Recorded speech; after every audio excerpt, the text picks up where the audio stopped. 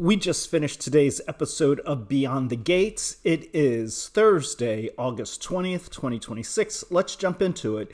So today was basically a standalone episode, and it's the episode that I've been saying we as a viewers needed to see regarding the Nicole, Ted, Leslie situation from years back when Ted and Leslie started their affair, or Dana as she was known back then. Except this isn't the way that I was hoping it would be done. This was really from the point of view of Ted and Leslie, and we got a little bit of Nicole, but not in the flashback. We didn't get to see Nicole back then. We got her POV mostly from a conversation with Kyle.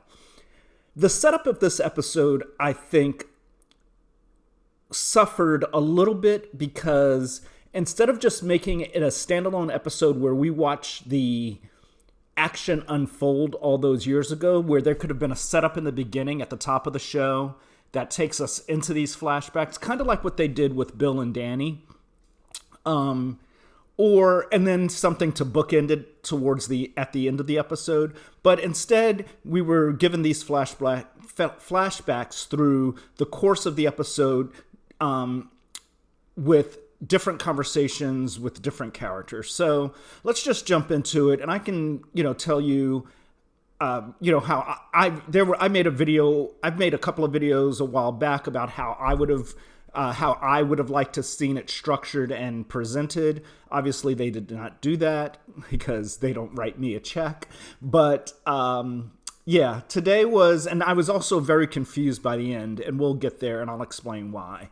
But we start off the episode, and there was something kind of weird just about the editing in today's episode as well. So that's the other thing that I think didn't do this particular episode any favors. Although I think it did cement, in my mind at least, that Ted is truly a villain, and he has, like I've always said, he has been the villain in this story, and today, in my mind, cemented that. Okay, so let's jump into it. We start off, and this is why the editing was an issue for me today. We start off at the top of the episode. We fade in, and we meet Kyle and Nicole in bed, in her bedroom, kissing and, having all the sex. But it's a quick, it's 10, the scene itself is very quick. It's a few seconds long, and then it cuts to Ted visiting Bill in the hospital room, and, Ted making a joke, asking if it's safe to come in because he had heard from Shanice about Haley being in the room in the hospital, almost hospital sex. And Bill, has a snappy comeback for him. And then we cut right to, but that was a super short scene, and we go right into the opening credits. It was weirdly edited, in my opinion. But I'm going to go through the episode, and forgive me if I jump around a little bit, just because they jumped around a lot. So it's, and I write my notes in order of the scene, but then so if Kyle and Nicole are the first scene, that's who I start with, and then every time they go back to Kyle and Nicole, I just include more information in that section. That's the Kyle and Nicole section. So if you've ever wondered in the past few weeks why I jump around sometimes, it's because of the way that I do the notes. Anyway, we come back to Nicole's house, and they've finished having their sex. Nicole is having a drink of water at her little bar, and they start to clean up. They've got a lot of cleaning to do. Now, what's crazy to me is, and I can't remember her name, but Nicole has a housekeeper. Now, Mona's the house manager, but there is a housekeeper, and she has been named. And because Nicole, when Kat came over to visit, and Kat said she was in the mood for some eggs, Nicole told her to ask whoever the woman was, let her know that she wanted some eggs, instead of Nicole being motherly and saying, "Oh, darling, I would love to cook you some eggs." I don't know about the rest of you. I'm fortunate enough to still have my mother with me. And if I said I was in the mood for some eggs or, something to eat, my mother would probably figure out, what she had and offer me something or offer to cook me something. But that's our Nikki. Anyway, Kyle starts talking about how his sons threw a house party when he was away. And he, tells the story how the reason one of the telltale signs was that there was a bra in the pool pump.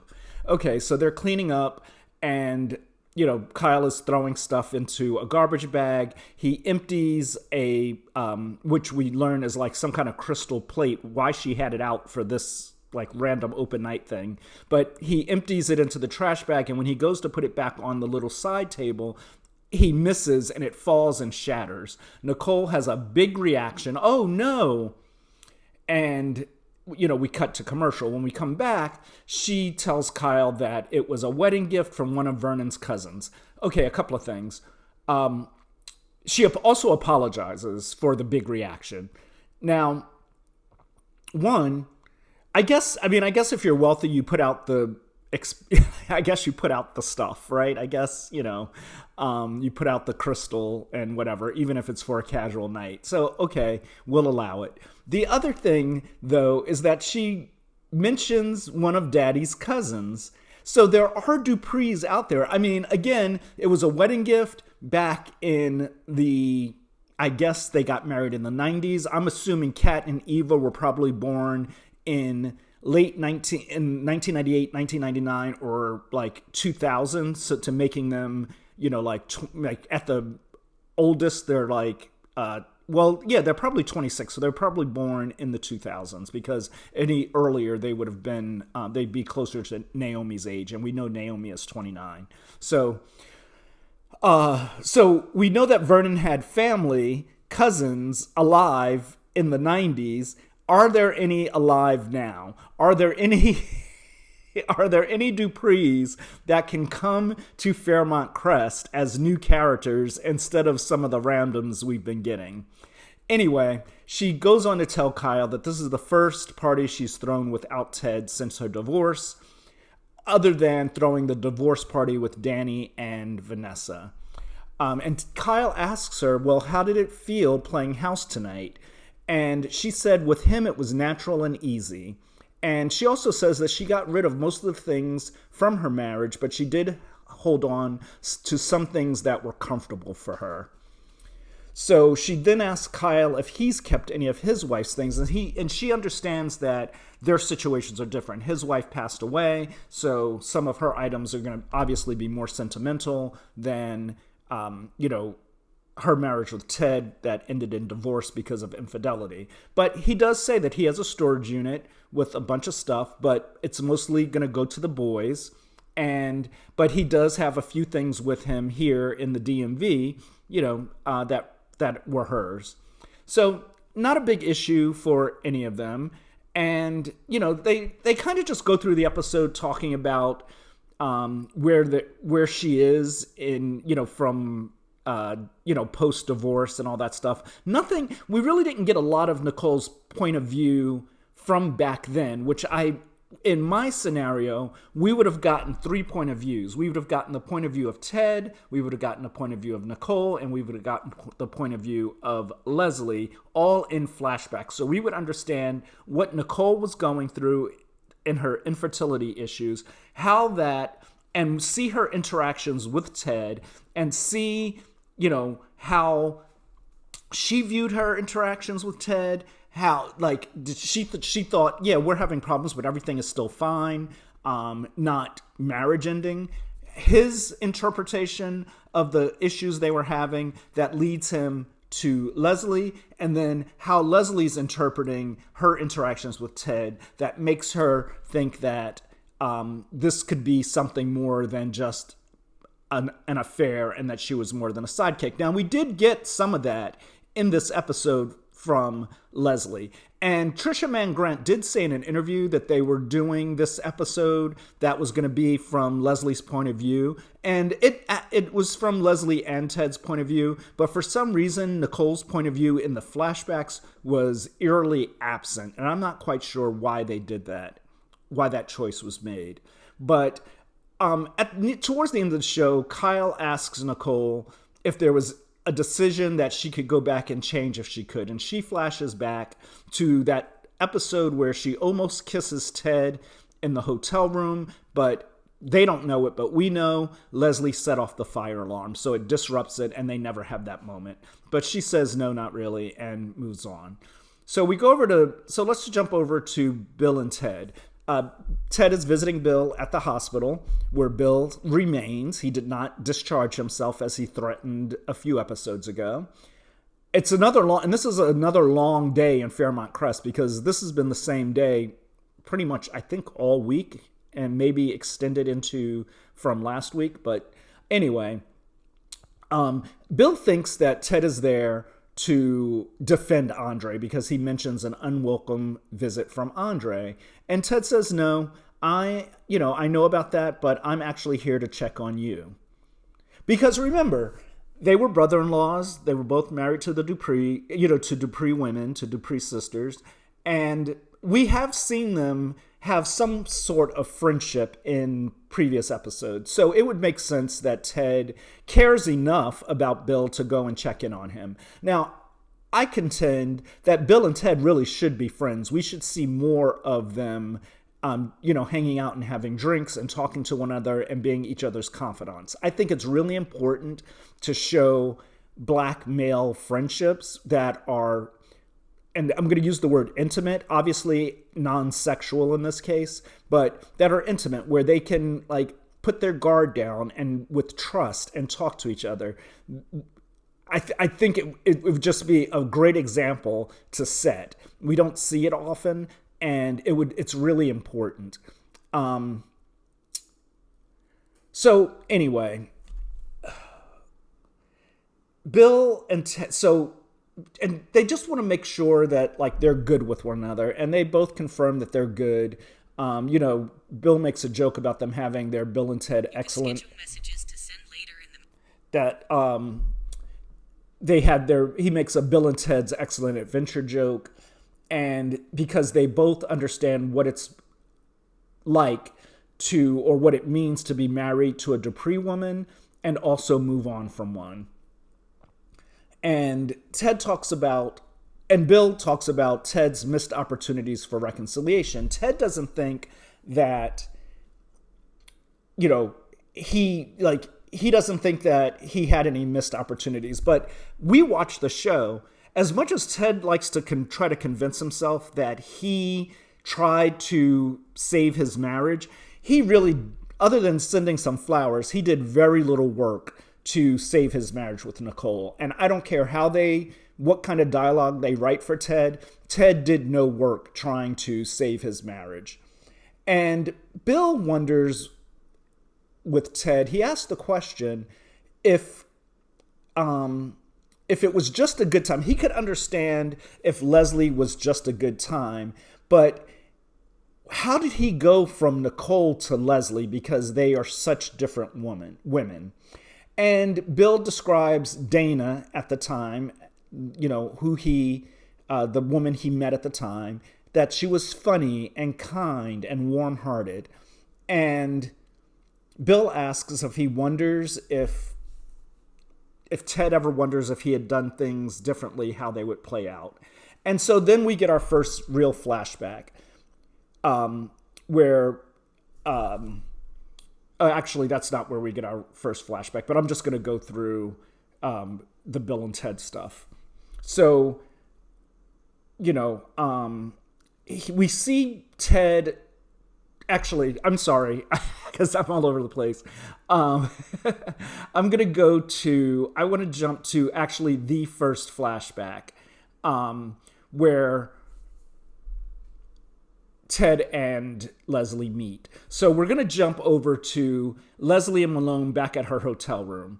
And this is why I said bear with me today, because these flashbacks happened in so many different sequences. But it's important to start this flashback story at the beginning instead of starting it from Ted's point of view. So anyway, Leslie and Malone are back at her hotel room. She's on a high from her singing performance at Orphy Jean's.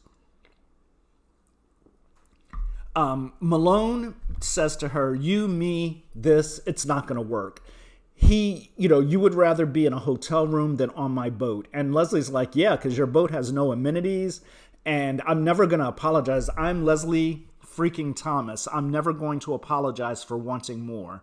And she tells him he can go.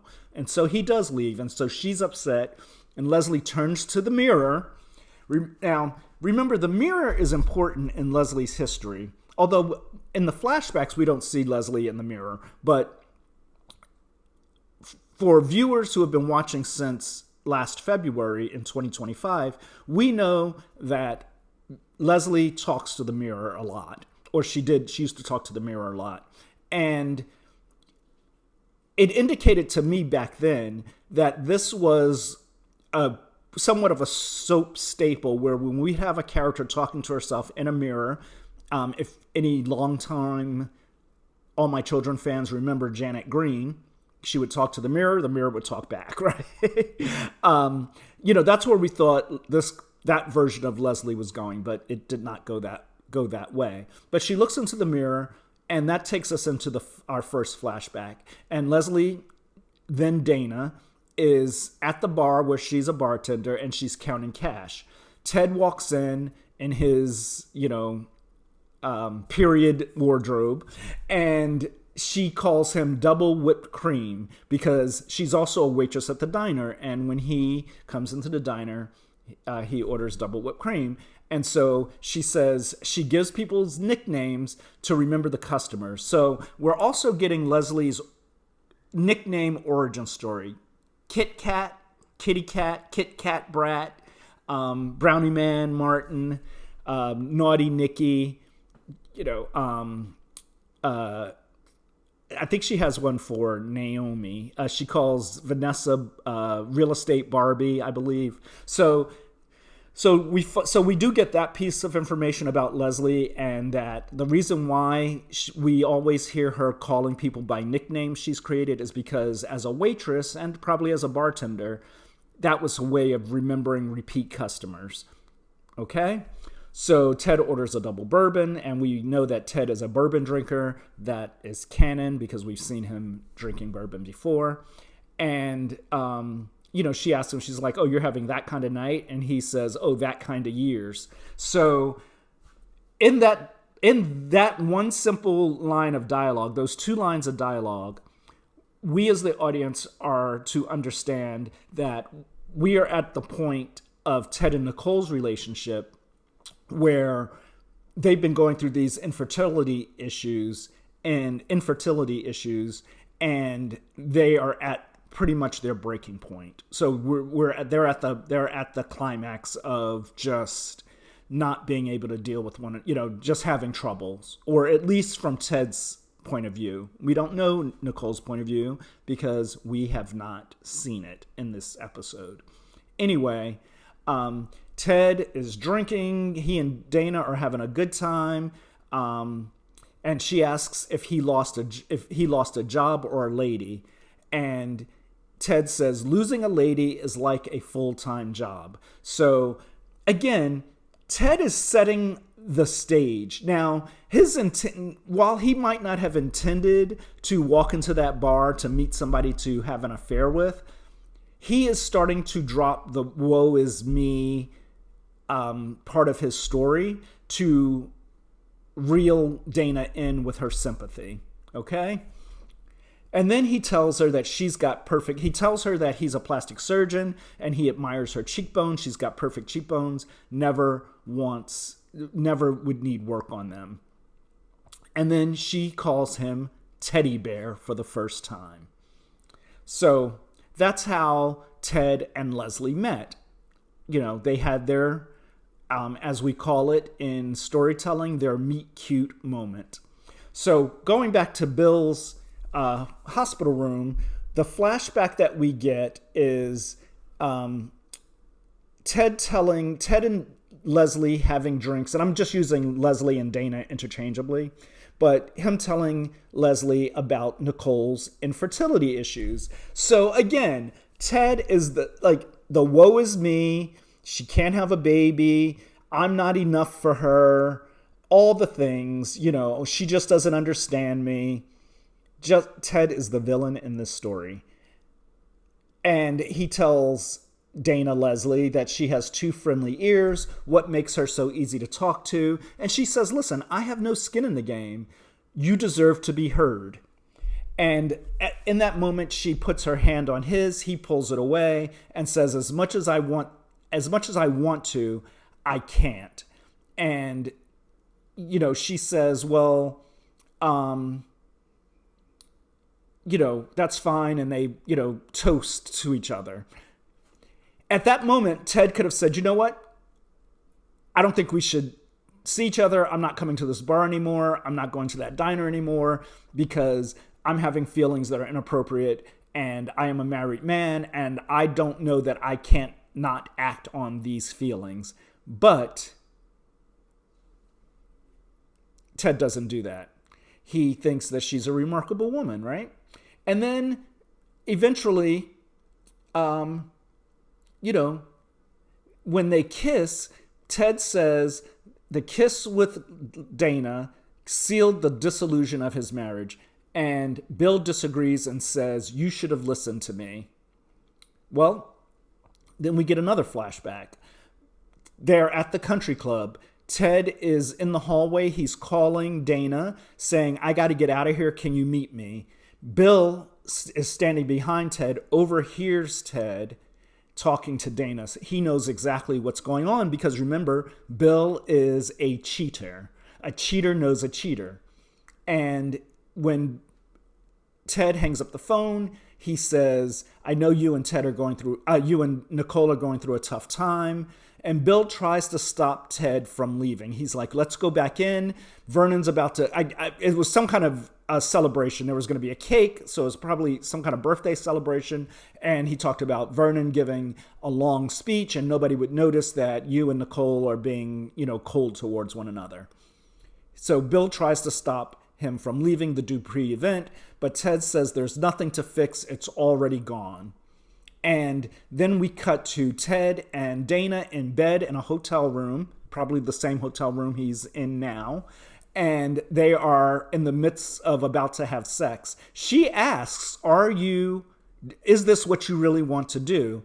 And he takes off his wedding ring and puts it on the table and tells her she's the only woman he wants to be with. So again, I am not, and I've said this before, so if you're going to jump into my comments and say, oh, but she, I'm not making excuses for Leslie. I'm not making excuses for what Leslie did to Laura. I'm not making excuses for the way Leslie came into town and blew up Ted and Nicole's marriage publicly at the anniversary party. But again, we're giving another, because this is, we know that Ted told Leslie that he loved her. He told Andre that he said that. He's only said it to 2 women at the time before he said it to Shanice. He said it to Nicole and he said it to Leslie. The first night they were together, he said, you are the only woman, you're the only woman I want to be with, right? And then we know from canon that Ted sent her roses the next day because that's what Ted did. Ted sends roses after he sleeps with a woman. Nicole, Shanice, Leslie. So Bill was basically trying to help Ted realizes that Bill was trying to help Ted and not fix something for the Duprees. Bill didn't want Ted, to be like him. Ted says, well, now I love Shanice. And he asks how, Bill is in his relationship. And Bill says, Haley and I are great. We're perfect. Now, we, as the audience, know that is not true. We could also read that on Timon's face because he's a great actor. And when Ted leaves Bill's hospital room, he gets a notification on his phone. Okay, so let's jump over to Eva's apartment with Eva and Isaiah. They're coming in from their night out. And, they are talking about Leslie and Malone. Eva's afraid of Leslie backsliding and, giving up a potential relationship with Malone because she still has this thing for Ted, and, how she didn't have relationship role models, all the things because it's Eva, right? So, and she talks about how Leslie thinks that Ted is her destiny. Eva is talking about how Leslie truly believes Ted is her destiny. And Isaiah he's always been confused, so he wants her to help him understand the Leslie and Ted dynamic. He just doesn't get it. And basically, Eva explains to him that they had what her mother called an undeniable connection, that it was fate. She had a falling out with Peaches, which I guess was like somewhere in Illinois. And then she moved to the DMV. She worked a lot. She didn't have a lot of friends, if any. She worked a lot not to feel lonely. And Ted treated her like an equal, not just a waitress. Leslie felt seen. Now, this is also... So I'm going to credit the writers in this dialogue as well, because, again, this goes back to a lot of what we've seen with Leslie through the last year and a half. Leslie wants to be treated like an equal with the Duprees. She wants to be seen. She wants to be recognized. She wants to be respected. Those are her insecurities. And according to Leslie and in her telling to Eva, Ted made her feel all these things for the first time. And and Isaiah says that he's thankful for the affair between Ted and Leslie, because if not, Eva wouldn't exist. Listen, that I'm not giving the writers any credit for, because to me that was an insane thing to say. Or at least it could have been phrased differently, because you're literally like, the hell with Nicole, Kat, and Martin and that family, because at least it's Eva. At least Eva exists. If the whole Richardson family had to go down in flames, it would be worth it because of Eva. Just insanity. Anyway, then we get into Isaiah's backstory for some reason in this episode, and he talks about how if he hadn't been pulled out of the life on the streets, he'd be a goner too, that one of the guys that he used to run with was denied parole. They got into a carjacking situation. Joey stepped in and saved him, but because the other guy Joey saved them, but then the guy did something else, and because he had priors, he went to prison and he was recently denied for parole. Joey didn't exploit Isaiah. He steered him in a different direction, and because Isaiah didn't have priors, when he got in trouble, he didn't go to jail. And he didn't have priors because, and he credited Elon, Bill, and Malone. So again, and I made this video last night, I am confused as to Isaiah's friction with his father. I can understand Elon's point of view in terms of back in the day when, Isaiah wouldn't put on a tuxedo for Jacob's wedding, Isaiah running the streets and always getting into trouble, and Elon having to cover for him or fix things for him as a police officer. I get Elon's frustration. What I didn't get is when Isaiah came back to town and had his life together and Elon was still angry at him. It's just it was just presented in a weird way to me. But I don't understand why Isaiah is still so angry with his father. There has to be more to the story, because according to Isaiah today, Elon, Bill, and Malone kept Isaiah from having a rap sheet. Now, what's really interesting is that Isaiah's good with Bill, Isaiah's good with Malone, it seems, right? So what else is going on with Elon and Isaiah that there's still this much pent-up anger between the two of them?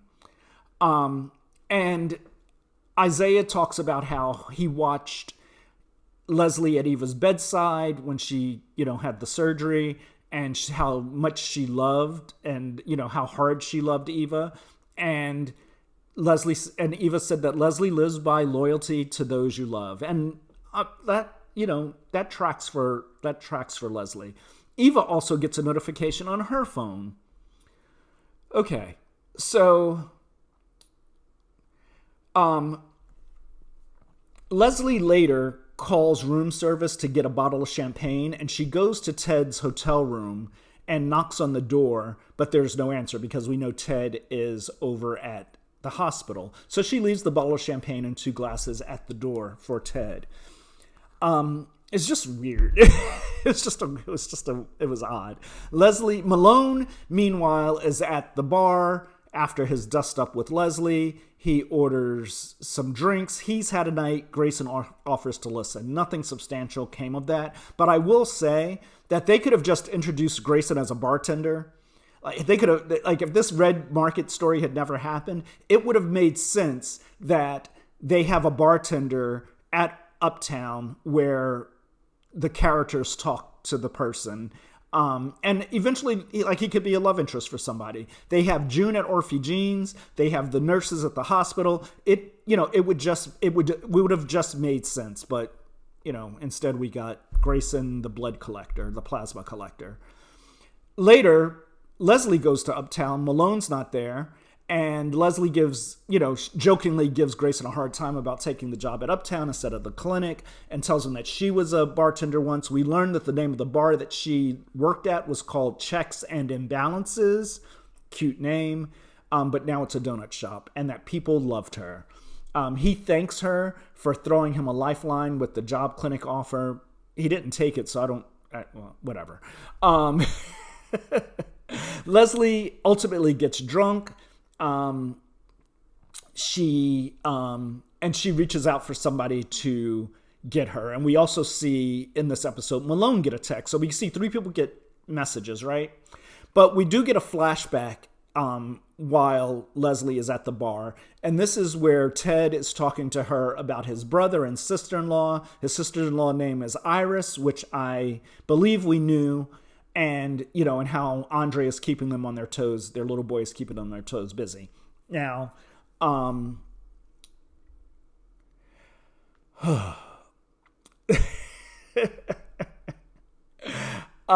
this, again, shows that Ted is the villain in this story. Because Ted, has now we know that Ted is not, this isn't casual. Well, they haven't even started their affair yet. And Ted is telling this woman all of his family business. So, of course, she's thinking that she means a lot to him because he's telling her about his marital problems. Now he's telling her about his brother and sister-in-law and his nephew. It's just like he is pulling her in. And then he says that she's been good to him and he has something for her. She closes her eyes, and it is a teddy bear because she had nicknamed him Teddy Bear. And then she says, I have something for you. And she goes to kiss him on the cheek, but he turns his face, and they end up kissing on the lips. They do some mouth kissing, and that is the start of their affair. So I told the flashbacks not in chronological order of the way they happen on the show. I apologize. Hopefully you watch the episode so you'll see, but I'm just trying to, give some context to everything that happened today. Again, Ted did not care about Nicole's fertility struggle. It was about him. He should have been enough, and he went to go get his ego stroked elsewhere, and he found it with Leslie. And Leslie bought into this being her being more than a side chick. He told her she was the only woman he wanted to be with. He took off his wedding ring. So, listen, I understand 26 years went by. Some of us say, why is she still obsessed? When somebody plays a game with your head like that, it could be hard to get over, right? So, again, I'm not excusing anything she's ever done. I'm not excusing the criminality of Leslie, but I am saying that, she didn't do this all on her own. And there was an actual culprit who instigated this entire situation with Leslie. The weird thing about this episode was that at the bar with Grayson, after she tells him that, because he offers to call her a car. And she says, no, I reached out to someone to come pick me up. She and Grayson have one last toast. She walks away from the bar. And then the scene dissolves into another scene where we find Leslie on a sofa clutching that old teddy bear. Now, I looked at the set. Was that supposed to be Eva's living room? It didn't seem like Eva's living room to me, but maybe I just was wrong. So I was trying to figure out, one, where she was, and two, how she got there. It was just very confusing to me. Again, it was a weird editing choice. I'm wondering if this episode actually ran really long. When they filmed it and when they started cutting it together, the script was longer than what the runtime for the episode could be. So they had to do some funky editing stuff, which explains the top of the episode and the end of the episode, because the end of the episode utterly confused me. I need to go back. At the end, I rewound it, but it didn't seem like she was on a sofa. And if she was on a sofa at Eva's place, how did she get that teddy bear? So did she just give it to Eva? Maybe it was a teddy bear that she gave to Eva as a child when she was run out of town. That actually could make sense. But anyway, this was a weird episode. To me, the structure didn't work as well as it could have. I think that they missed the mark on having Nicole's point of view shown in the flashbacks. I'm glad they showed Bill trying to steer Ted in a better direction. That also gives us some better insight into Bill as a character. But listen, this is the episode that, This is information we needed to have. It was something that we were all wondering about. It did answer some questions. And again, this is just my opinion. I don't think the execution was perfect. I think it could have been executed differently, and could have had more emotional weight to it. And I think that's the thing. I do think that what was lacking in this flashback episode that wasn't lacking in the Danny Bill flashback episode was the emotional weight, the emotional gravity, the emotional impact of the character's actions. I think that's the thing that was missing from today's episode that